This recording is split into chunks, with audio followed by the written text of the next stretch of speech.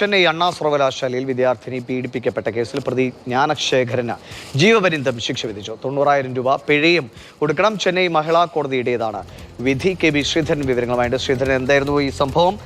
വിധിയിൽ എന്തൊക്കെ പറയും?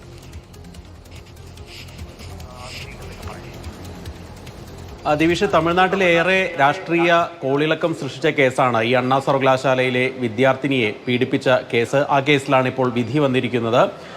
പ്രതി ജ്ഞാനശേഖരന് ജീവപര്യന്തം തടവിനാണ് ശിക്ഷിച്ചിരിക്കുന്നത്. അതിൽ ഉത്തരവിൽ കോടതി ഒരു പ്രത്യേക കാര്യം കൂടി പറയുന്നുണ്ട്.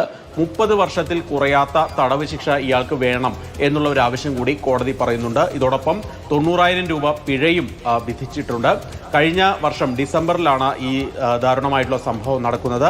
അണ്ണാ സർവകലാശാലയിലെ ക്യാമ്പസിൽ സുഹൃത്തിനൊപ്പം ഇരിക്കുകയായിരുന്ന പെൺകുട്ടിയെ അതുവഴി വന്ന ബിരിയാണി കച്ചവടക്കാരനായിട്ടുള്ള ഈ ജ്ഞാനശേഖരൻ എന്ന പ്രതി ആക്രമിക്കുകയും തുടർന്ന് പീഡിപ്പിക്കുകയും ദൃശ്യങ്ങൾ മൊബൈലിൽ പകർത്തി ഭീഷണിപ്പെടുത്തുകയൊക്കെ ചെയ്തു എന്നുള്ളതാണ് കേസ്. ആൺകുട്ടിക്ക് കൂടെ ഉണ്ടായിരുന്ന ആൺ സുഹൃത്തിന് മർദ്ദനമേൽക്കുകയും ചെയ്തിരുന്നു.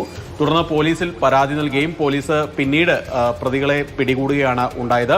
ഇതിൽ ഏറ്റവും പ്രധാനപ്പെട്ട ഒരു കാര്യം, പ്രതിക്ക് സർക്കാർ DMK-യുമായി ചില ബന്ധങ്ങളുണ്ട് എന്നുള്ള വിവരങ്ങൾ പുറത്തുവന്നത് വലിയ തോതിൽ വിവാദങ്ങൾക്ക് അന്ന് വഴിവെച്ചിരുന്നു. ഇതോടൊപ്പം തന്നെ പോലീസിൽ നിന്ന് FIR ലീക്കായതും ഈ പെൺകുട്ടിയുടെ ഐഡന്റിറ്റി വെളിപ്പെടുത്തുന്ന രീതിയിൽ വിവരങ്ങൾ പുറത്തുവന്നതും വലിയ വിവാദമായിരുന്നു. തുടർന്ന് മദ്രാസ് ഹൈക്കോടതിയുടെ ഇടപെടലിനെ തുടർന്നാണ് ഈ പ്രത്യേക അന്വേഷണ സംഘത്തെ, വനിതകൾ മാത്രമുള്ള പ്രത്യേക അന്വേഷണ സംഘത്തെ നിയോഗിക്കുകയും പിന്നീട് ഇപ്പോൾ കേസ് കുറ്റപത്രം സമർപ്പിക്കുകയും ഇപ്പോൾ വിചാരണ ഘട്ടത്തിലേക്കൊക്കെ എത്തിയത്. ഏതായാലും തമിഴ്നാടിനെ ഞെട്ടിച്ച ഒരു ബലാത്സംഗ കേസിൽ തന്നെയാണ് ഇപ്പോൾ കോടതി വിധി പറഞ്ഞിരിക്കുന്നത്.